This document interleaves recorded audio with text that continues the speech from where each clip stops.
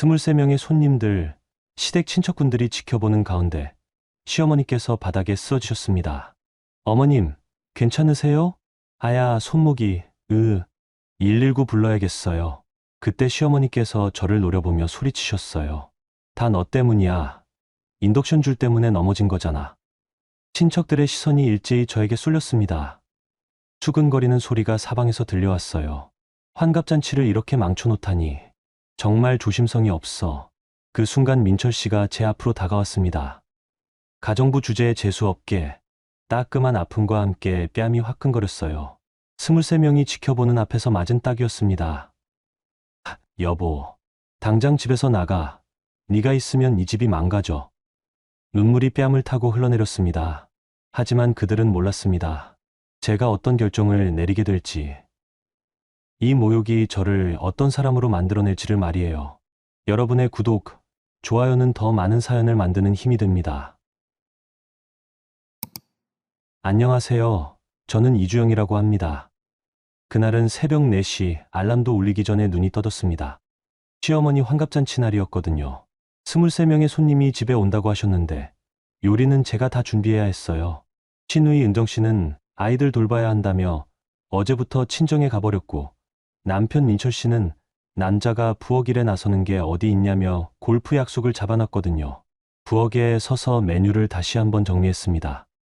달백숙, 갈비찜, 전복죽, 각종 나물 반찬, 삼색전, 떡갈비, 잡채, 식혜, 수정과까지 12가지를 혼자 다 만들어야 했어요. 시어머니께서 우리 친척들은 입맛이 까다로우니까 정성스럽게 해야 한다고 하셨거든요. 어머님 환갑이니까 정말 맛있게 해드릴게요. 어제 그렇게 말씀드렸을 때 시어머니의 표정이 떠올랐습니다. 주영아, 내가 서울 사람이라 우리 지역 음식을 잘 모르겠지만 그래도 최대한 노력해봐. 친척들이 뭐라고 할지 모르거든. 그 말에서 이미 불안감이 스멀스멀 올라왔었어요. 결혼한 지 3년이 지났는데도 여전히 서울 사람이라는 딱지가 붙어 있었거든요. 고향이 다르다는 이유로 늘 어딘가 부족한 며느리 취급을 받았어요. 가스레인지 2구로는 도저히 12가지 요리를 동시에 할 수 없어서 어제 친정에 전화를 드렸습니다. 엄마, 포터블 인덕션 하나만 빌려줄 수 있어요? 시어머니 환갑잔치 음식을 준비하는데 가스레인지만으로는 부족해서요. 그래, 가져가거라. 그런데 주영아, 너무 무리하지 말고. 어머니의 걱정스러운 목소리가 들렸지만 저는 괜찮다고 대답했어요. 어머니께 걱정을 끼쳐드리고 싶지 않았거든요. 새벽부터 시장에 다녀와서 재료를 정리하고 하나씩 요리를 시작했습니다. 달백숙부터 끓이고 갈비찜 양념을 재워두고 각종 나물들을 다듬었어요. 손이 쉴 틈이 없었지만 그래도 마음만은 설렜습니다. 시어머니께서 기뻐하시는 모습을 생각하니까요. 오전 10시쯤 민철 씨가 골프복 차림으로 나타났습니다. 자기야, 나 골프 가야 해. 오늘 중요한 모임이거든. 오늘 어머니 환갑잔치인데 그게 뭐 내가 요리하는 건 아니잖아. 손님들 올 때까지 들어올게. 그렇게 말하고는 현관문을 나서더라고요. 저는 한숨을 내쉬며 다시 부엌으로 향했습니다. 혼자서도 충분히 할 수 있다고 생각했어요. 오후 1시쯤 첫 번째 손님들이 도착하기 시작했습니다. 시어머니의 언니, 형수, 시누이들.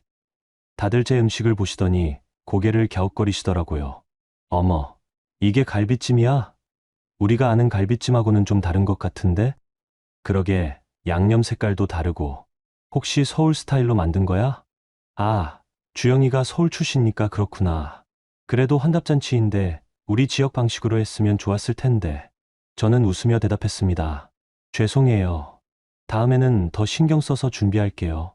에이, 괜찮아. 그래도 정성은 들어간 것 같네. 맛은 어떨까? 한 분이 젓가락으로 갈비찜을 집어드시더니 미묘한 표정을 지으셨어요. 나쁘지 않네. 그런데 뭔가 우리가 아는 맛하고는 달라. 그래, 우리 입맛에는 좀 안 맞는 것 같아. 그 순간 가슴이 철렁했습니다. 새벽부터 정성껏 준비한 음식들이 하나하나 평가받고 있었거든요. 그것도 별로 좋지 않은 평가를요. 시어머니께서 나오시더니 손님들께 말씀하셨어요. 우리 며느리가 서울 출신이라 요리 스타일이 좀 다를 수도 있어요. 그래도 정성은 많이 들였으니까 맛있게 드세요. 아, 그렇구나. 그럼 이해되네. 서울 사람들은 음식을 좀 달게 하고 간도 약하게 하잖아. 저는 부엌에서 그 대화를 들으며 눈시울이 뜨거워졌습니다. 하지만 울 수는 없었어요. 아직 준비해야 할 음식들이 남아 있었거든요. 오후 3시 더 많은 손님들이 오시면서 집안이 북적거리기 시작했습니다. 가스레인지 두 구와 친정에서 빌려온 포터블 인덕션으로 동시에 여러 음식을 조리하고 있었는데 인덕션 코드가 부엌 바닥에 길게 늘어져 있었어요. 콘센트가 싱크대 옆에 하나밖에 없어서 어쩔 수 없었거든요. 주영아, 식혜 더 가져와. 전도 몇 개 더 붙여야겠어. 손님들이 떡갈비를 더 드시고 싶어 하시는데 시어머니와 친척들의 주문이 계속 들어왔습니다. 저는 정신없이 부엌을 오가며 음식을 준비했어요. 땀이 등줄기를 타고 흘러내렸지만 멈출 수 없었습니다. 그때였어요. 시어머니께서 부엌으로 들어오시더니 갑자기 소리를 지셨습니다. 어머나, 이게 뭐야? 바닥에 줄이 이렇게 늘어져 있으면 어떡해? 순간 시어머니의 발이 인덕션 코드에 걸렸습니다. 한복 저고리가 휘날리며 시어머니께서 앞으로 넘어지셨어요. 어머님, 저는 황급히 달려가 시어머니를 부축하려 했지만 이미 시어머니는 바닥에 손을 짚으며 넘어지신 후였습니다. 그리고 그 순간 뼈가 부러지는 듯한 소리가 들렸어요. 아야, 아야. 시어머니께서 팔을 감싸주시며 신음하셨습니다. 손목 부분이 이상하게 꺾여 있었어요. 어머님, 어머님. 저는 무릎을 꿇고 시어머니께 다가갔습니다. 시어머니의 얼굴이 고통으로 일그러져 있었고 오른쪽 손목이 부자연스럽게 꺾여 있었거든요. 아파요. 손목이. 119 불러야겠어요. 지금 당장. 제가 핸드폰을 꺼내려는데 거실에서 소란이 일어났습니다. 손님들이 부엌으로 몰려오기 시작했어요. 어머, 무슨 일이야? 언니가 넘어졌어? 어쩌다가 이런 일이. 친척들의 목소리가 부엌을 가득 메웠습니다. 누군가 이미 119에 신고를 했다고 했어요. 저는 시어머니 곁에 무릎을 꿇고 앉아서 어떻게 해야 할지 몰랐습니다.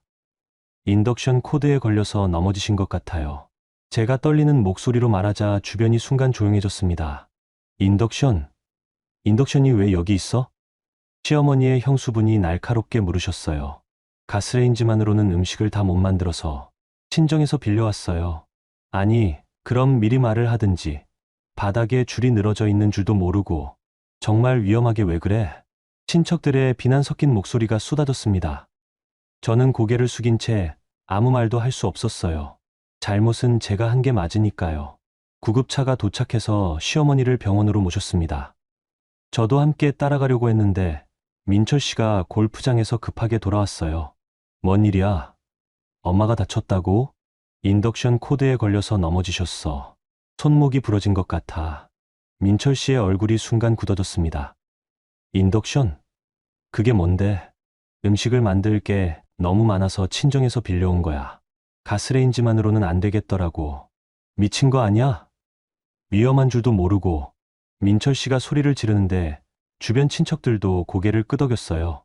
그러게 미리 말을 했으면 우리가 도와주든지 했을 텐데. 환갑잔치 날 이런 일이 생기다니. 병원에서 검사 결과가 나왔습니다. 요골골절로 수술을 받아야 한다고 했어요. 전신 마취를 하고 금속판을 넣는 수술이었습니다. 6주 정도는 깁스를 하고 계셔야 해요. 그리고 완전히 회복되려면 3개월 정도 걸릴 것 같습니다. 의사 선생님의 설명을 듣는 동안 제 마음은 바닥으로 떨어졌어요. 환갑잔치가 이렇게 끝날 줄 몰랐거든요. 수술실 앞에서 기다리는 동안 친척들의 수근거림이 계속됐습니다. 아무리 그래도 좀 조심했어야지. 환갑잔치 날 이런 일이 생기다니 정말. 우리 언니가 얼마나 이 날을 기다렸는데. 저는 의자에 앉아서 손을 꼭 쥐었어요. 정말 죄송했지만 일부러 그런 건 아니었거든요. 수술이 끝나고 시어머니가 회복실로 옮겨졌을 때 친척들이 하나둘씩 병원을 떠나기 시작했습니다. 환갑잔치는 완전히 망쳐진 셈이었어요. 정말 안 됐다. 언니가 얼마나 속상할까. 그러게 60년 만에 환갑잔치인데. 친척들이 떠나면서 마지막까지 혀를 차며 중얼거렸어요. 저는 그 모든 걸 다 들어야 했습니다. 밤 9시쯤 시어머니가 마취해서 깨어나셨어요.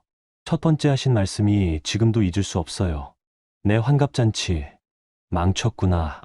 어머님, 정말 죄송해요. 제가 조심했어야 했는데.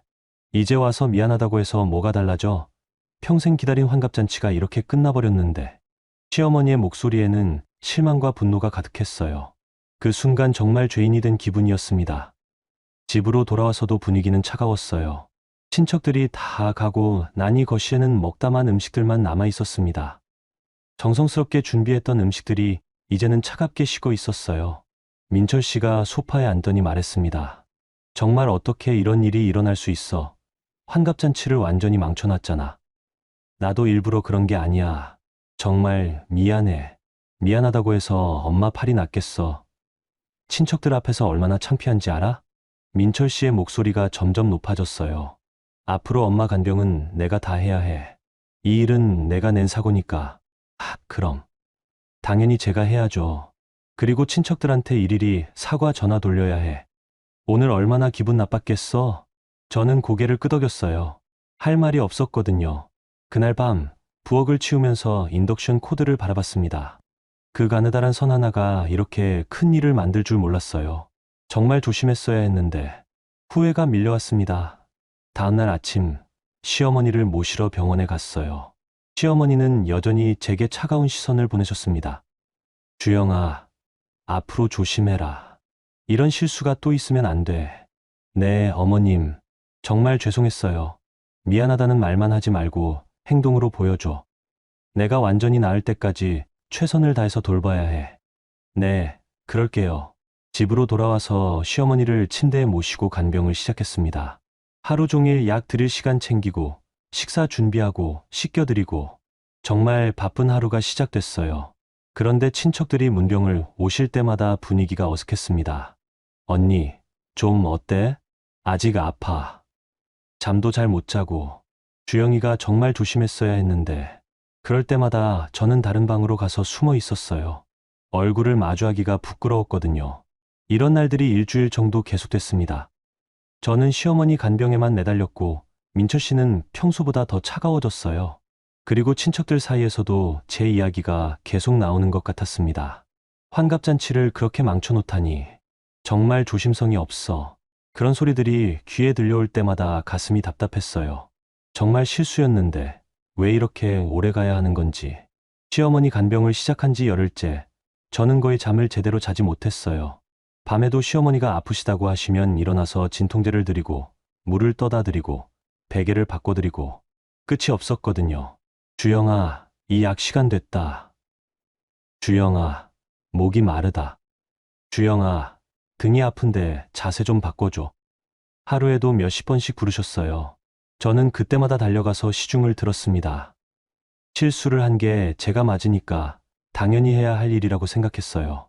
그런데 민철 씨의 태도가 갈수록 차가워지는 게 느껴졌어요. 자기야, 오늘 회사에서 힘들었지? 저녁 뭐 먹고 싶어? 아무거나. 어머니 간병하느라 제대로 챙기지 못해서 미안해. 내일은... 됐어. 그냥 조용히 해줘. 대화가 이렇게 끝나는 날이 많아졌어요. 민철 씨는 집에 들어오면 거의 말을 하지 않았습니다. 그리고 시어머니 방에도 잘 들어가지 않으셨어요. 민철이는 왜 안 들어와? 시어머니께서 물으시면 저는 뭐라고 대답해야 할지 몰랐습니다. 회사 일이 바쁘신 것 같아요. 바쁘긴 뭐가 바빠. 엄마가 다쳤는데. 그렇게 중얼거리시는 시어머니를 보면서 저는 더욱 죄스러웠어요. 가족들 사이의 분위기까지 이상하게 만든 것 같았거든요. 2주째 되는 날, 민철 씨의 여동생 은정 씨가 아이들을 데리고 문병을 왔어요. 그런데 은정 씨가 저를 보는 눈빛이 예전 같지 않았습니다. 언니, 고생 많아. 응, 괜찮아. 어머니 돌봐드리는 게 당연하지. 그래도 이런 일이 생긴 게 참. 은정 씨가 말을 흐리더라고요. 그리고 시어머니와 단둘이 이야기를 나누는 동안 저는 부엌에서 차를 준비했어요. 엄마, 많이 아파? 응, 밤에 잠도 잘 못 자겠어. 손목이 계속 쑤셔. 주영 언니가 잘 돌봐줘. 뭐, 그럭저럭. 본인이 낸 사고니까 당연히 해야지. 그래도 처음에 좀 더 조심했으면 좋았을 텐데. 문 너머로 들리는 대화에 가슴이 답답해졌어요. 아무리 사과해도 이미 일어난 일은 되돌릴 수 없었거든요. 은정 씨가 가고 나서 시어머니께서 말씀하셨어요. 주영아, 은정이가 걱정하더구나. 이런 일이 또 생기면 안 된다고. 네, 어머님. 정말 조심하겠어요. 조심한다고 해서 내 팔이 나아지는 건 아니지만 그래도 앞으로는 정말 주의해야 해. 그날 밤 민철 씨가 평소보다 늦게 들어왔어요. 술 냄새가 났습니다. 회식 있었어? 하, 응. 오늘 은정 씨가 왔다 갔어. 어머니 많이 걱정하시더라. 그 말에 민철 씨가 갑자기 돌아봤어요. 은정이가 뭐라고 했는데? 그냥 어머니 걱정된다고. 그게 다야. 민철 씨의 목소리에 뭔가 날카로운 게 있었어요. 응. 왜? 아니야. 그냥. 하지만 민철 씨의 표정이 이상했어요. 뭔가 화가 난 것 같았거든요. 다음 날 시어머니의 친한 언니분이 오셨어요. 그분과 시어머니가 이야기하는 걸 들었는데 가슴이 철렁했습니다. 정말 어쩌다가 이런 일이. 그러게 말이야. 환갑잔치를 그렇게 망쳐놓다니. 주영이도 일부러 그런 건 아니겠지만 그래도 너무 조심성이 없었어. 나도 그래. 처음에는 괜찮다고 생각했는데 시간이 지날수록 화가 나더라고. 그럴 만도 하지. 평생 한 번뿐인 환갑잔치인데. 그 대화를 듣고 있으니까 정말 견디기 힘들었어요. 제가 그렇게 큰 잘못을 한 건가 싶었거든요. 저녁에 민철 씨에게 조심스럽게 말했습니다. 자기야, 나 너무 스트레스 받아. 매일 죄인 취급받는 것 같아서. 그게 죄인 취급이야? 당연한 거 아니야? 물론 제가 잘못했지만 일부러 그런 건 아니잖아. 일부러 안 했다고 해서 달라지는 게 있어. 엄마 팔이 나아져. 민철 씨의 목소리가 점점 높아졌어요. 그것도 그렇지만 그것도 그렇긴 뭐가 그래? 내가 조심하지 않아서 생긴 일이야. 책임져야지. 책임지고 있잖아. 매일 간병하고 있고. 그게 책임지는 거야? 당연히 해야 하는 거지. 그때 시어머니 방에서 부르는 소리가 들렸어요. 주영아, 물 좀 갖다 줘. 저는 황급히 부엌으로 가서 물을 따라 시어머니께 드렸습니다. 어머님, 여기 있어요. 고마워. 그런데 밖에서 무슨 소리가 들리던데? 아, 그냥. 민철이하고 싸운 거야? 아니에요. 그냥 이야기한 거예요. 시어머니께서 저를 한참 바라보시더니 말씀하셨어요. 주영아, 미안한 건 알겠지만 이런 일이 생긴 이상 내가 끝까지 책임져야 해. 알겠지? 네, 어머님. 그날 밤 침대에 누워서 생각했어요. 언제까지 이런 식으로 살아야 하는 건지. 매일 죄송하다고 하고 눈치 보고 비난받고. 하지만 제가 실수한 게 맞으니까 참아야 한다고 생각했어요. 시간이 지나면 분위기도 나아질 거라고 믿었습니다. 그런데 3주째 되는 날 결정적인 일이 일어났어요. 민철 씨의 회사 동료가 집에 놀러 왔는데 그 자리에서 시어머니의 사고 이야기가 나온 거예요. 아, 환갑잔치 때 사고가 났다면서요? 민철 씨가 대답했습니다. 네, 좀 그런 일이 있었어요. 어떻게 된 거예요? 잠깐 침묵이 흐르더니 민철 씨가 말했어요. 아내가 부주의해서 그렇게 됐어요. 그 순간 제 가슴이 철렁했어요. 동료 앞에서 저를 부주의한 사람으로 소개한 거였거든요. 아, 그랬구나. 그럼 지금 시어머님 반병을 하고 계시는 거예요? 네, 당연히 해야죠. 그 대화를 부엌에서 듣고 있는데 정말 서글퍼졌어요. 민철 씨가 저를 어떻게 생각하고 있는지 확실히 알 수 있었거든요. 동료가 가고 나서 민철 씨에게 말했습니다. 자기야, 아까 동료분한테 그렇게 말하지 않았으면 좋겠어. 뭘 어떻게 말했다고? 나를 부주의한 사람처럼. 사실이잖아. 부주의해서 사고가 난 거 맞잖아. 그래도 사람들 앞에서는 그럼 뭐라고 해? 거짓말이라도 하라고? 민철 씨의 반응을 보니까 정말 절망스러웠어요. 남편조차 제 편이 아니라는 걸 깨달았거든요. 한 달이 지났지만 상황은 전혀 나아지지 않았어요. 오히려 더 악화되고 있었습니다. 시어머니의 건강은 조금씩 회복되고 있었지만 가족들의 태도는 더욱 차가워졌거든요. 특히 민철 씨의 변화가 심했어요. 예전에는 그래도 집에 들어오면 고생했어 라는 말이라도 했는데 이제는 아예 말을 걸지도 않았습니다. 저녁을 차려놔도 대충 먹고 자기 방으로 들어가 버리곤 했어요. 자기야, 오늘 어머니 컨디션이 많이 좋아지신 것 같아. 의사 선생님도 그래, 다음 주에 깁스 교체해야 하는데 같이 가줄 수 있어? 바빠.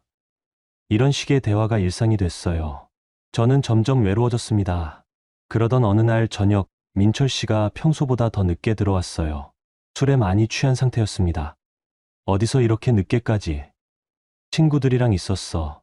저녁은 먹었어. 따뜻하게 데워줄까? 됐어. 민철 씨가 소파에 털썩 주저앉더니 리모컨을 집어들었어요. 그런데 갑자기 중얼거리기 시작했습니다. 친구들이 그러더라. 집에서 사고만 치는 아내랑 살기 힘들겠다고. 뭐라고? 아니야. 그냥. 하지만 저는 분명히 들었어요. 민철 씨가 친구들에게 저 이야기를 하고 다닌다는 걸 알았거든요. 다음 날 시장을 보러 나갔는데 아는 아주머니를 만났어요. 어머, 주영 씨, 오랜만이에요. 그런데 시어머니 많이 좋아지셨어요? 네, 많이 나아지셨어요. 그래도 처음에 많이 놀랐겠어요. 환갑잔치 날 그런 일이 생기다니.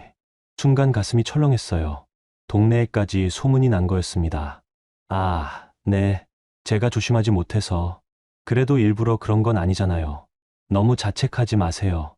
그 아주머니는 위로해 주셨지만 동네 사람들까지 아는 상황이라는 게 부끄러웠어요.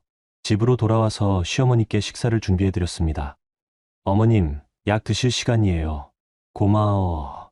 그런데 주영아. 네. 아까 병원에서 전화 왔었어. 다음 주에 재검사 받으러 오라고. 네, 알겠어요. 제가 모셔다 드릴게요. 민철이는 안 되겠니? 회사 일이 바빠서 제가 모시는 게 좋을 것 같아요. 시어머니께서 한숨을 쉬셨어요. 민철이가 요즘 집에서 말이 없더라. 네. 혹시 부부싸움이라도 한 거야? 아니에요. 그냥 피곤하신 것 같아요. 사실은 민철 씨가 저와 대화하는 걸 거의 포기한 상태였어요. 집에서는 시어머니하고만 이야기하고 저와는 꼭 필요한 말만 했거든요. 그날 밤 정말 견디기 힘든 일이 일어났어요. 민철 씨가 또 술에 취해서 들어왔는데 이번에는 아예 폭발했습니다. 야, 너 때문에 내가 얼마나 창피한지 알아? 갑자기 왜 그래? 오늘 회사에서 부장님이 그러시더라. 집안일도 제대로 못하는 아내를 뒀다고. 부장님이 왜 그런 말을. 내가 말했으니까 그렇지. 환갑잔치 망친 이야기. 저는 충격을 받았어요. 민철 씨가 회사 사람들에게까지 제 이야기를 하고 다닌다는 걸 몰랐거든요. 왜 회사에서까지 그런 말을 해? 창피해서 어쩔 수 없잖아. 집에 오면 엄마는 아프고 분위기는 엉망이고. 그래도 뭐? 내가 조심했으면 이런 일이 없었을 거야. 그때 시어머니 방에서 문이 열리는 소리가 났어요. 무슨 일이야? 왜 이렇게 시끄러워? 시어머니께서 깁스한 손을 받치고 나오셨습니다. 아, 어머님, 죄송해요. 깨워드렸네요. 민철아, 왜 그렇게 소리를 지르니? 아니에요, 어머님. 그냥. 주영이가 뭘 잘못했다고? 민철 씨가 한참을 침묵하더니 말했어요. 어머님도 답답하시잖아요. 이 모든 게 다 뭐? 다 주영이 때문이잖아요. 그 순간 시어머니께서 저를 바라보셨어요. 그 눈빛에는 실망과 원망이 가득했습니다. 주영아, 민철이 말이 맞다. 이 모든 게 내가 조심하지 않아서 생긴 일이야. 어머님, 처음에는 그래도 실수라고 생각했는데 시간이 지날수록 화가 나더라. 정말 죄송해요. 미안하다고 해서 뭐가 달라져. 내 환갑잔치는 이미 망쳐졌고 손목은 아직도 아프고. 시어머니의 목소리가 점점 높아졌어요. 민철이도 스트레스 받고 친척들한테도 창피하고. 이게 다 내 때문이야. 어머님, 제발. 제발은 무슨 제발이야. 가정부 주제에 재수 없게. 그 순간 세상이 멈춘 것 같았어요. 가정부 주제라는 말이 귀에 울렸습니다. 뭐라고 하셨어요? 가정부 주제에 재수 없게. 집안일도 제대로 못하면서. 민철 씨가 갑자기 제 앞으로 와서 소리쳤어요. 그래, 엄마 말이 맞아. 넌 정말 가정부 주제에. 그리고 민철 씨의 손이 제 뺨을 때렸습니다. 아, 따끔한 아픔과 함께 머리가 돌아갔어요. 민철 씨가 저를 때린 건 처음이었거든요. 이제 그만해. 나 더 이상 못 참겠어. 민철아. 시어머니께서 말리려 했지만 민철 씨는 멈추지 않았어요. 집에서 나가. 당장. 여보. 나가라고. 내가 있으면 이 집이 망가져. 제 뺨이 화끈거렸지만 아픔보다는 배신감이 더 컸어요. 결혼한 지 3년 동안 함께 살아온 남편이 시어머니가 저를 이렇게 대한다는 게 믿어지지 않았거든요. 정말 나가라는 거야? 그래, 당장 나가. 저는 떨리는 손으로 얼굴을 만졌어요. 뺨이 부어오르는 게 느껴졌습니다. 알겠어. 나갈게. 저는 방으로 가서 간단한 짐을 챙겼어요. 옷 몇 벌과 꼭 필요한 것들만요. 손이 너무 떨려서 제대로 챙기지도 못했습니다. 현관문을 나서면서 뒤돌아봤어요. 시어머니는 거실 소파에 앉아 계셨고 민철 씨는 등을 돌리고 있었습니다. 어머님, 그동안 됐어. 그냥 가. 시어머니의 차가운 목소리가 마지막이었어요. 밖으로 나오니 비가 내리고 있었습니다. 우산도 없이 나온 저는 비를 맞으며 걸었어요. 갈 곳이 마땅하지 않아서 근처 모텔을 찾았습니다. 모텔 방에 혼자 앉아 있으니까 모든 게 실감났어요. 정말로 집에서 쫓겨났구나. 이제 어떻게 살아야 하지? 핸드폰에 민철 씨의 문자가 왔어요. 잠시 나가서 머리 좀 식혀. 며칠 있다가 들어와. 며칠 있다가 들어오라고요? 저는 웃음이 나왔어요. 언제 들어오라는 것도 자기가 정하는 거였습니다. 그날 밤 모텔 침대에 누워서 생각했어요. 정말 이대로 돌아가야 하는 건가? 사과하고 용서를 빌고 다시 눈치 보며 살아야 하는 건가? 그런데 갑자기 깨달았어요. 저는 지금까지 제 잘못이라고 생각했는데 정말로 그렇게 큰 잘못을 한 건가요? 실수는 맞지만 일부러 한 게 아니잖아요. 그런데 왜 이렇게 모욕을 당해야 하는 거죠? 가정부 주제라는 말이 계속 머릿속에 맴돌았어요. 3년 동안 정성으로 시어머니를 모시고 민철 씨를 내조했는데 결국 가정부 취급을 받은 거였습니다. 그날 밤 저는 결심했어요. 다시는 그 집으로 돌아가지 않겠다고. 여러분, 주영 씨의 이야기 어디서 어떻게 듣고 계신가요? 댓글로 남겨주시면 정말 반가울 것 같습니다. 환갑잔치 준비를 하다가 생긴 실수 하나가 이렇게 큰 상처가 될 줄 몰랐을 텐데요. 정성으로 준비한 잔치였지만 뜻하지 않은 사고로 시어머니가 다치게 되고 결국 집에서까지 쫓겨나게 된 주영 씨. 정말 안타깝습니다. 하지만 모텔방에서 홀로 결심을 다진 주영 씨에게는 분명 새로운 시작이 기다리고 있을 거예요. 그럼 다음 이야기 계속하겠습니다. 모텔에서 첫날 밤을 보낸 후 저는 핸드폰을 켰어요. 민철 씨와 시어머니 그리고 은정 씨까지 부재중 전화가 20통도 넘게 와 있었습니다. 문자 메시지도 쏟아졌어요. 주영아, 어디 있어? 집에 들어와. 너무 멀리 가지는 말고 근처에 있어. 어머니가 걱정하신다. 하지만 저는 전화를 받지 않았어요. 받을 마음이 없었거든요. 대신 어머니께 전화를 드렸습니다. 어머, 나야. 주영아, 무슨 일이야? 어머, 나 지금 집에 없어. 뭐라고? 어디 있는데? 저는 어머니께 모든 상황을 설명드렸어요. 환갑잔치 사고부터 어젯밤 일까지 모든 거려. 어머, 나 정말 어떻게 해야 할지 모르겠어. 아이고, 우리 주영이 그런 일이 있었구나. 어머니의 목소리에서 안타까움이 느껴졌어요. 어머니가 가정부 주제라고 하시는데 나 그렇게 살면 안 되는 거 아니야? 물론이지. 넌 누구의 가정부가 아니야. 며느리이자 아내야. 하지만 실수를 한 게 나잖아. 실수는 누구나 할 수 있어. 그렇다고 해서 인격적인 모독을 당해야 하는 건 아니야. 어머니의 말씀을 들으니 조금 마음이 정리되는 것 같았어요. 어머, 나 며칠만 생각해 볼게. 집으로는 연락하지 마. 그래, 우리 주영이가 옳다고 생각하는 대로 해. 어머니는 내 편이야. 어머니와 통화를 끝내고 나니 마음이 조금 가벼워졌어요. 적어도 저를 이해해주는 사람이 있다는 걸 알았거든요. 그날 오후 핸드폰에 모르는 번호로 전화가 왔어요. 여보세요? 주영아, 나 재현이야. 재현 언니? 재현 언니는 제 아버지의 절친한 친구분이셨던 대형건설 회장님의 딸이었어요. 어릴 때부터 언니처럼 따르던 분이셨는데 시집간 후에는 연락이 뜸해졌었거든요. 네, 어머니한테 연락받았어. 지금 힘든 상황이라고 들었는데. 언니, 어디 있어? 내가 데리러 갈게. 재현 언니는 1시간 후 모텔 앞에 나타났어요. 명품 가방을 들고 우아한 모습 그대로였지만 표정은 진지했습니다. 주영아, 많이 힘들었지? 언니. 저는 그제서야 울음이 나왔어요. 그동안 혼자 견뎌왔던 모든 감정이 터져나왔거든요. 울지 마. 이제부터는 언니가 도와줄게. 재현 언니는 저를 근처 카페로 데리고 가서 자세한 이야기를 들어주셨어요. 정말 어이없네. 실수 하나 가지고 어떻게 그렇게 할 수가 있어? 그래도 제가 조심했어야 했잖아요. 조심하는 건 당연하지. 하지만 실수했다고 해서 인격모독까지 당해야 하는 건 아니야. 재현 언니의 말에 고개가 끄덕여졌어요. 주영아, 너 대학 때 뭐 전공했지? 관광경영학교. 그래서 호텔에서 일했었고. 맞다. 롯데호텔에서 일했었지. 그럼 서비스업 경험도 있고. 재현 언니가 뭔가 생각에 잠기더라고요. 주영아, 나한테 좋은 아이디어가 있어. 어떤 아이디어요? 우리 아버지 회사 부회장님 댁에서 가정부를 구하고 있어. 그런데 아무나 할 수 있는 일이 아니야. 교육받은 사람, 신뢰할 수 있는 사람을 찾고 있거든. 가정부요? 순간 가정부 주제라는 시어머니의 말이 떠올랐어요. 왜? 싫어? 아니요. 그런데 진짜 가정부가 되는 거네요. 주영아, 생각을 바꿔봐. 넌 이제 진짜 가정부가 되는 게 아니야. 전문직이 되는 거야. 전문직이요? 응.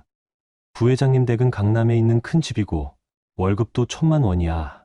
그리고 살림 전반을 관리하는 하우스키퍼 역할이지. 단순한 청소나 빨래만 하는 게 아니야.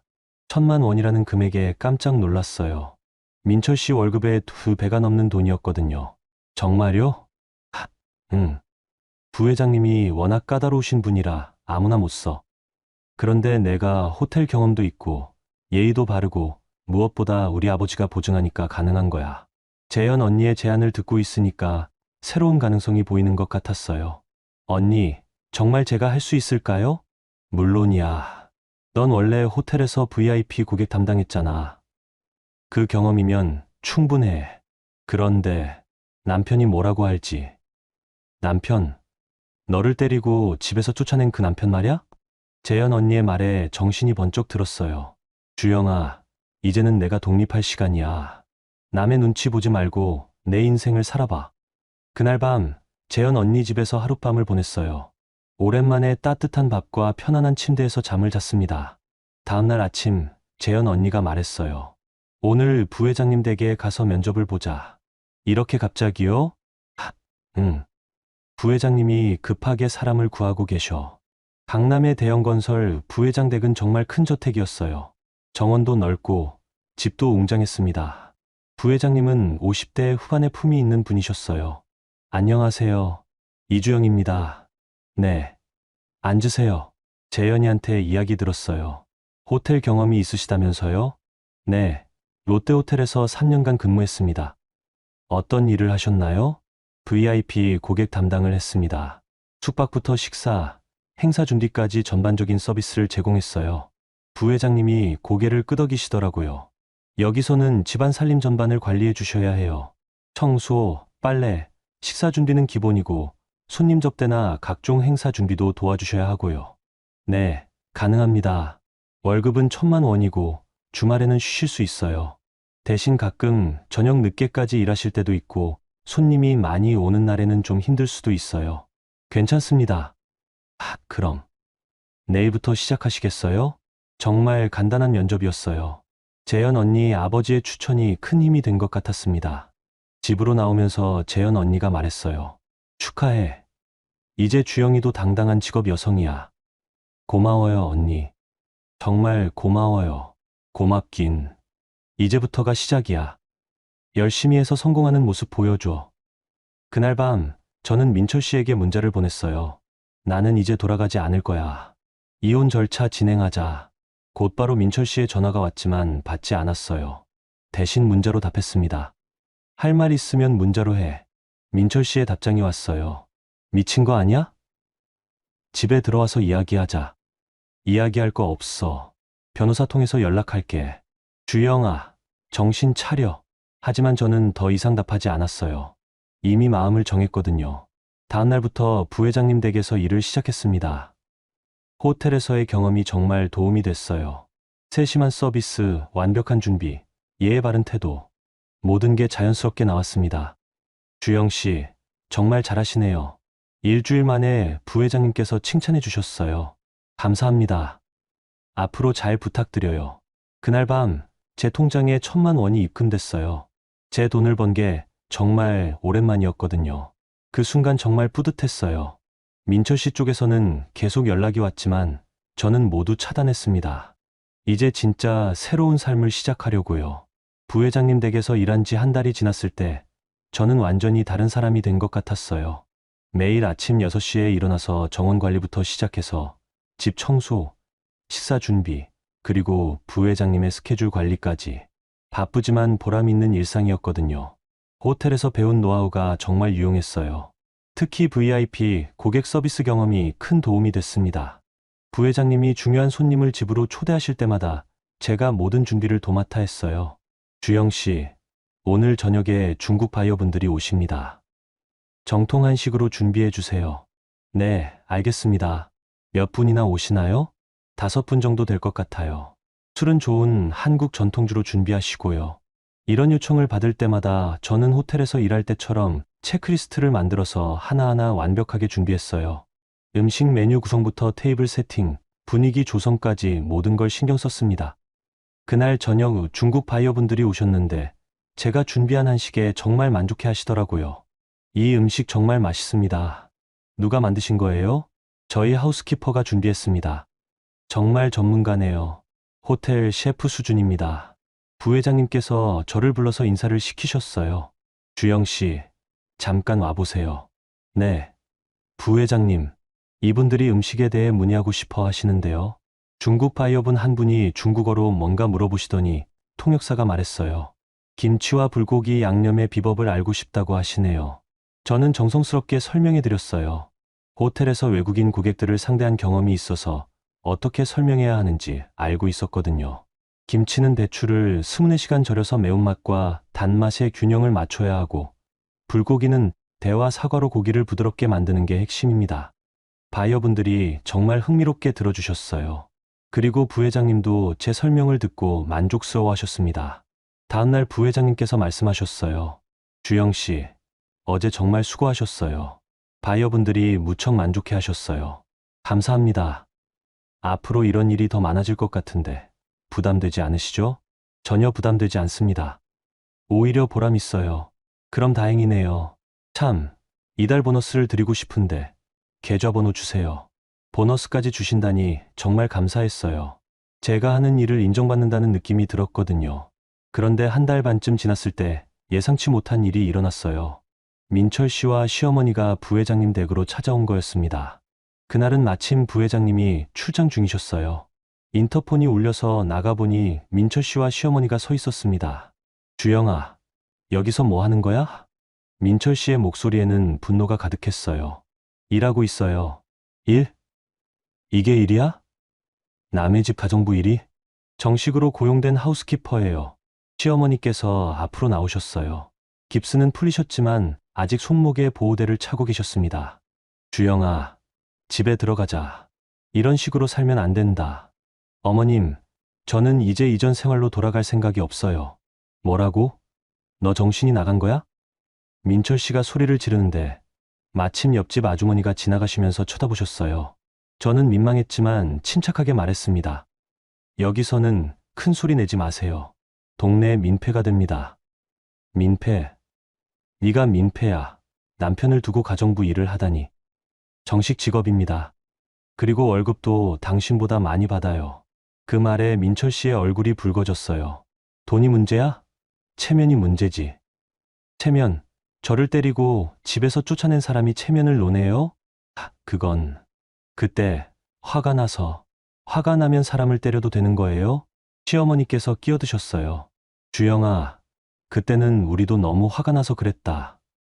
이제 다 잊고 집에 들어가자. 잊으라고요? 저를 가정부 주제라고 하신 걸 잊으라고요? 그건... 어머님, 이제 저는 정말 가정부가 됐어요. 그런데 여기서는 존중받으며 일하고 있어요. 민철 씨가 다시 화를 냈어요. 존중?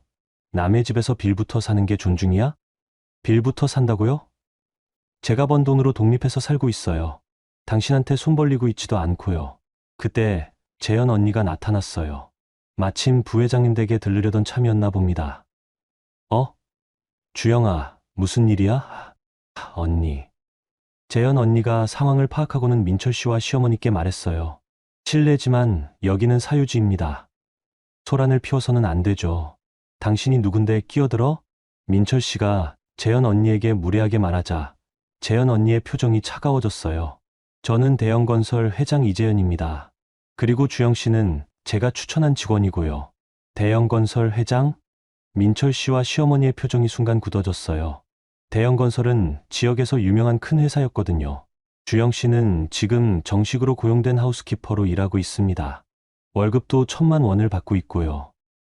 천, 1,000만 원. 시어머니께서 놀라서 되물으셨어요. 네, 그 정도 실력과 가치가 있는 분이거든요. 호텔 경력도 있으시고 서비스 마인드도 뛰어나시고요. 재현 언니의 말에 민철 씨가 당황하는 게 보였어요. 자기 월급의 2배가 넘는 돈이었거든요. 그럼 주영이가 정말 여기서 일을 하고 있다는 거예요? 네, 맞습니다. 그리고 성과도 좋아서 보너스까지 받고 있어요. 저는 재현 언니 옆에 서서 당당하게 말했어요. 저는 이제 제 힘으로 살고 있어요. 그리고 여기서 인정받으며 일하고 있고요. 시어머니께서 한참을 저를 바라보시더니 말씀하셨어요. 정말 돌아올 생각이 없는 거니? 네, 없어요. 그럼 이혼을 하겠다는 거야? 네, 그럴 생각이에요. 민철 씨가 갑자기 소리쳤어요. 야, 너 정신 차려. 이혼하면 너한테 뭐가 남아? 제가 번 돈이 남죠. 그리고 제 자존심도 남고요. 자존심? 가정부 일하면서 자존심? 네, 당당히 일해서 번 돈으로 사는 게 자존심이에요. 재현 언니가 끼어들었어요. 죄송하지만 여기서 더 이상 소란을 피우시면 경비를 부르겠습니다.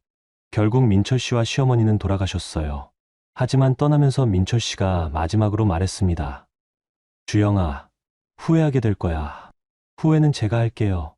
그들이 떠나고 나서 재현 언니가 말했어요. 괜찮아? 네, 괜찮아요. 오히려 후련해요. 정말 이혼할 거야? 네, 그럴 생각이에요. 그럼 변호사 소개해 줄까? 우리가 아는 좋은 변호사가 있어. 그날부터 저는 본격적으로 이혼 절차를 준비했어요. 그리고 부회장님 댁에서의 일에 더욱 집중했습니다. 이혼 절차를 시작한 지 2달이 지났을 때 상황이 급변했어요. 재현 언니가 소개해준 김 변호사님을 통해 이혼 조정을 신청했는데 민철 씨 측에서 갑자기 태도가 달라진 거였습니다. 이주영 씨, 상대방 측에서 합의를 제안해왔습니다. 합의요? 네. 위자료와 재산 분할에 대해 협의하고 싶다고 하네요. 김 변호사님의 말을 듣고 의외였어요. 처음에는 무조건 이혼 불가라고 하던 민철 씨가 갑자기 합의를 제안한 거였거든요. 어떤 조건인가요? 아직 구체적인 조건은 나오지 않았습니다. 내일 상대방 변호사와 만나기로 했어요. 다음 날 변호사 사무실에서 민철 씨와 재회했어요. 2달 만에 본 민철 씨는 많이 초라해 보였습니다. 주영아, 변호사님을 통해서 이야기해요. 저는 차갑게 대답했어요. 민철 씨 측 변호사가 조건을 제시했습니다. 저희 의뢰인 측에서는 원만한 합의를 원합니다. 위자료 2천만 원과 혼인 기간 중 적립된 재산의 절반을 드리겠습니다. 생각보다 좋은 조건이었어요. 하지만 김 변호사님이 더 적극적으로 나섰습니다. 부족합니다. 의뢰인이 가정폭력을 당했고 정신적 피해가 컸습니다. 위자료는 5천만 원, 그리고 재산 분할은 60%가 적절합니다. 5천만 원은 과도합니다. 과도하지 않습니다. 증거도 있고요. 김 변호사님이 저를 때린 사진과 모텔 영수증, 그리고 당시 상황을 녹음한 파일을 제출했어요. 재현 언니가 미리 준비해두라고 조언해준 덕분이었습니다. 민철 씨의 얼굴이 창백해졌어요. 이건 순간적인 실수였습니다. 실수로 아내를 때리고 집에서 쫓아냈다고요? 김 변호사님의 날카로운 지적에 상대방 변호사도 할 말이 없어 보였어요. 다시 검토해보고 연락드리겠습니다. 협상이 일시 중단됐어요.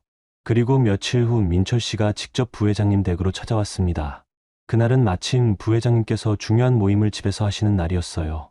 지역 기업 대표들이 오셔서 사업회의를 하고 계셨는데 민철 씨가 갑자기 나타난 거였습니다. 주영아, 나와봐. 현관 밖에서 소리치는 민철 씨의 목소리가 들렸어요. 저는 황급히 나갔습니다. 왜 여기 와요? 변호사 통해서 이야기하기로 했잖아요. 이혼은 절대 안 돼. 절대. 시끄럽게 하지 마세요. 손님들 계셔요. 손님? 그 사람들이 뭔데? 민철 씨가 고성을 지르는데 부회장님께서 현관으로 나오셨어요. 무슨 일입니까? 아, 부회장님. 죄송합니다. 주영 씨 남편분인가요? 네, 죄송합니다. 제가 처리하겠습니다. 부회장님께서 민철 씨를 보시더니 차가운 목소리로 말씀하셨어요. 여기는 사적인 공간입니다. 소란을 피우시면 안 됩니다. 죄송합니다. 하지만 제 아내라고 하시는데 주영 씨는 이미 이혼 절차를 진행 중이라고 들었습니다. 그게 아직 이혼이 성립된 건 아니고 성립 여부와 관계없이 지금 주영 씨는 저희 직원입니다. 업무를 방해하시면 곤란합니다. 부회장님의 위험 있는 말씀에 민철 씨가 주춤했어요. 그때 회의에 참석하신 한 분이 나오셨는데 놀랍게도 민철 씨 회사의 대표이사셨어요. 민철 씨, 여기서 웬일이야?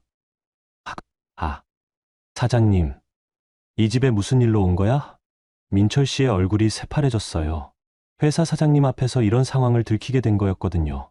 사장님, 이 직원 아세요? 부회장님께서 물으시자 사장님이 대답하셨어요. 저희 회사 경리부 직원입니다. 그렇군요. 그런데 여기서 술안을 피우고 있어서요. 민철 씨, 무슨 일이야? 민철 씨가 어떻게 대답해야 할지 몰라 하는 사이 부회장님께서 상황을 설명해 주셨어요. 저희 하우스키퍼인 주영 씨의 남편분인데 이혼 과정에서 문제가 있는 것 같네요. 하우스키퍼 주영 씨가? 사장님이 저를 보시더니 놀라셨어요. 네, 안녕하세요. 어머, 정말 여기서 일하고 계셨구나. 그런데 민철 씨랑 이혼 절차 중입니다. 사장님의 표정이 심각해졌어요. 민철 씨, 이게 어떻게 된 일이야? 집에서 아내가 일하러 나간다고 했을 때 이런 상황인 줄 몰랐는데. 사장님, 그게 여기서 이야기할 일은 아닌 것 같고 회사에서 따로 이야기하자. 결국 민철 씨는 사장님과 함께 돌아갔어요. 하지만 그 후로 더 큰 변화가 일어났습니다. 다음날 재현 언니가 전화를 했어요. 주영아, 큰일 났다. 민철 씨 회사에서 문제가 생겼어. 무슨 문제요? 어제 일 때문에 사장님이 민철 씨를 조사했는데 회계 부정이 발견됐대. 회계 부정? 응, 몇 천만 원을 빼돌린 게 들통났어. 그래서 경찰서에 신고됐대. 저는 깜짝 놀랐어요. 민철 씨가 횡령을 했다니. 정말요? 응, 우리 아버지가 그 사장님이랑 친해서 들은 얘기야. 아마 민철 씨가 이혼 위자료 마련하려고 그런 것 같다고 하더라. 며칠 후 민철 씨가 구속됐다는 소식을 들었어요. 횡령 혐의로 검찰에 송치된 거였습니다. 시어머니께서 저에게 전화를 했어요. 주영아, 민철이 일 때문에 연락했어. 네, 들었어요. 제발, 민철이를 도와줄 수 없을까? 내가 이혼을 포기한다면. 어머님, 그건 불가능해요. 주영아, 제발. 어머님, 민철 씨가 한 일은 저와 상관없어요. 그리고 저는 이미 새로운 삶을 시작했어요. 그럼. 정말 끝인 거니? 네, 끝이에요. 그 통화가 시어머니와의 마지막 대화였어요. 민철 씨의 구속으로 이혼 절차는 더욱 수월해졌어요. 상대방에서 더 이상 저항할 수 없게 된 거였거든요. 한 달 후, 이혼이 성립됐습니다. 위자료 5천만 원과 재산 분할금 3천만 원, 총 8천만 원을 받았어요. 재현 언니가 축하 선물로 꽃다발을 가져왔어요. 축하해, 주영아. 이제 정말 자유야. 고마워요, 언니. 언니 덕분에 여기까지 올 수 있었어요. 아니야, 내가 잘했어. 포기하지 않고 끝까지 버텨낸 내가 대단한 거야. 그날 밤, 저는 거울을 보며 생각했어요. 몇 달 전에 저와 지금의 저는 완전히 다른 사람이 됐구나. 이혼이 성립된 지 6개월이 지났을 때, 저는 완전히 새로운 인생을 살고 있었어요. 부회장님 댁에서의 일은 점점 발전해서, 이제는 단순한 하우스키퍼를 넘어서 집안의 모든 운영을 책임지는 하우스 매니저가 됐거든요. 주영 씨, 다음 달에 중국 투자자들이 일주일 동안 머물 예정입니다. 부회장님께서 말씀하시자 저는 체크리스트를 꺼냈어요. 몇 분이나 오시나요? 그리고 어떤 스타일을 선호하시는지요? 6명 정도이고 한국 전통 문화에 관심이 많다고 하네요. 그럼 한옥 스타일로 객실을 꾸미고 전통차 서비스와 한식 코스를 준비하겠습니다. 그리고 한복 체험이나 전통 공연 관람도 안내해 드릴게요. 역시 주영 씨네요. 그럼 모든 건 맡기겠습니다. 이제 저는 이런 큰 프로젝트를 혼자서도 완벽하게 처리할 수 있었어요. 호텔 경험과 부회장님 댁에서 쌓은 노하우가 합쳐진 결과였습니다.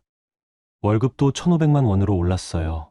성과에 따른 인상이었는데 제가 담당한 행사들이 모두 성공적이었거든요.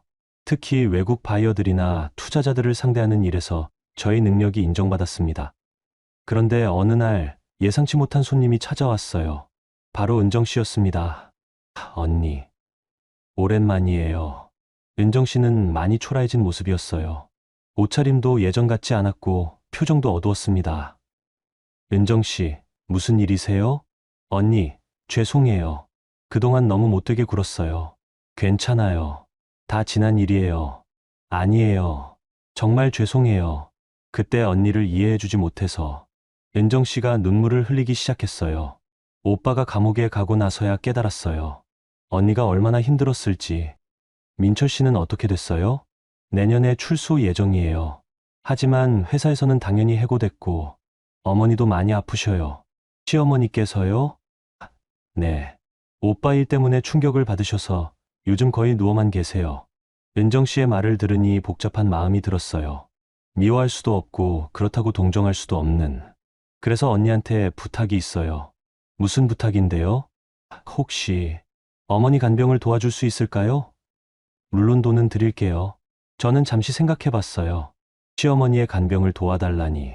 은정 씨, 죄송하지만 그건 어려울 것 같아요. 언니, 저는 이제 다른 삶을 살고 있어요.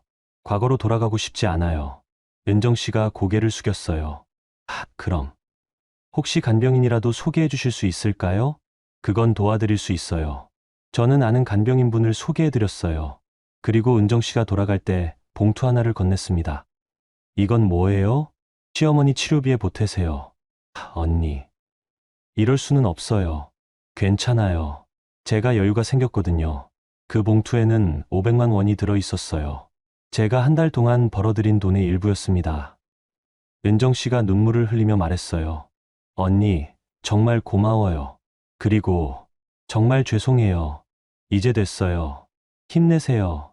은정 씨가 돌아간 후 재현 언니가 전화를 했어요. 주영아, 은정 씨 왔다 갔다면서? 네. 시어머니 간병 도움을 요청하러 왔어요. 도와주기로 했어? 아니요. 대신 간병인 소개해드리고 치료비를 좀 도와드렸어요. 역시 우리 주영이야. 마음이 따뜻하네. 그냥 더 이상 미워하고 싶지 않아서요. 그게 맞아. 이제 진짜 다 놓아버린 거네. 그날 밤 저는 창가에 서서 강남의 야경을 바라봤어요. 몇 달 전만 해도 상상도 못했던 삶이었거든요. 스스로 번 돈으로 독립해서 살고 존중받으며 일하고 누구의 눈치도 보지 않는 삶. 정말 꿈 같았어요. 다음 주부터는 부회장님의 권유로 호텔 경영학 석사 과정에 등록하기로 했어요. 더 전문적인 서비스업 관리를 배워서 언젠가는 제가 직접 비즈니스를 해보고 싶었거든요. 주영 씨, 앞으로 계획이 어떻게 되세요? 부회장님께서 물으셨을 때 저는 자신 있게 대답했어요. 석사 과정을 마치고 나서는 제 사업을 해볼 생각이에요. 고급 하우스키핑 서비스 회사를 만들고 싶어요. 좋은 생각이네요. 그럴 만한 실력과 경험이 충분히 쌓였으니까요. 감사합니다. 부회장님 덕분에 여기까지 올 수 있었어요. 아니에요. 주영 씨 자신의 노력과 실력입니다. 그 주말 저는 어머니를 뵈러 고향에 다녀왔어요. 우리 주영이 정말 많이 달라졌구나. 어떡해요? 표정이 완전히 다르네. 예전에는 늘 눈치 보고 위축돼 있었는데 지금은 자신감이 넘쳐. 정말요? 그럼 엄마가 어떻게 모르겠니? 이제 진짜 독립한 거구나. 어머니의 말씀을 들으니 제가 얼마나 많이 변했는지 실감할 수 있었어요. 어머니, 이제 걱정하지 마세요. 제가 잘 살고 있어요. 그래, 우리 주영이가 가장 잘했어. 포기하지 않고 끝까지 버텨낸 게 대단해. 고향에서 돌아오는 길에 저는 과거를 생각해 봤어요. 환갑잔치에서 인덕션 코드의 시어머니가 넘어지셨던 그날. 그때는 세상이 무너지는 것 같았는데 지금 생각해보니 오히려 새로운 시작의 신호였던 것 같았어요. 가정부 주제라는 모욕적인 말을 들었지만 결국 저는 진짜 가정부가 되어서 더 많은 돈을 벌고 더 존중받으며 살게 됐거든요. 그리고 무엇보다 제 힘으로 독립해서 누구에게도 의존하지 않고 살 수 있게 된 게 가장 큰 성취였어요. 다음 달에는 부회장님 댁에서 국제 비즈니스 포럼이 열릴 예정이었어요. 전 세계에서 온 기업가들이 모이는 큰 행사였는데 제가 전체 운영을 맡게 됐거든요. 주영 씨가 있어서 안심이에요. 부회장님의 말씀을 들으며 저는 미소를 지었어요. 이제 저는 정말로 전문가가 됐구나. 그날 밤, 저는 일기를 썼어요. 오늘로 새로운 인생을 시작한 지 8개월이 됐다. 때로는 힘들고 외로웠지만 포기하지 않았던 덕분에 지금의 내가 있다. 앞으로도 계속 성장하는 사람이 되고 싶다. 누군가의 그림자가 아니라 내 이름으로 당당하게 살아가는 주영으로. 창밖으로 보이는 서울의 밤 풍경이 유독 아름다워 보였어요. 이제 저는 정말로 자유로웠거든요. 여러분, 오늘 주영 씨의 이야기 어떠셨나요? 환갑잔치에서 일어난 작은 사고 하나가 어떻게 인생을 완전히 바꿔놓을 수 있는지 보셨죠? 처음에는 정말 절망적인 상황이었을 텐데, 주영 씨가 그 어려움을 딛고 일어선 모습이 정말 대단하다고 생각해요. 사실, 우리 인생에도 이런 순간들이 있잖아요? 모든 게 무너지는 것 같고, 앞이 보이지 않는 순간들 말이에요. 하지만 주영 씨처럼 포기하지 않고 한 걸음씩 나아간다면 분명 새로운 기회를 만날 수 있을 거예요. 특히 주영 씨가 가정부 주제라는 모욕적인 말을 들었지만 결국 진짜 가정부가 되어서 더 큰 성공을 이룬 부분이 정말 인상적이었어요. 때로는 상처가 오히려 우리를 더 강하게 만드는 것 같아요. 우리 모두 살아가면서 다양한 선택의 순간을 마주하게 됩니다. 그때마다 용기 있는 선택을 하는 게 쉽지 않지만 주영 씨의 이야기처럼 자신을 믿고 나아간다면 분명 좋은 결과가 있을 거예요. 여러분께도 작은 위로와 힘이 되었으면 좋겠습니다. 구독과 좋아요 부탁드립니다.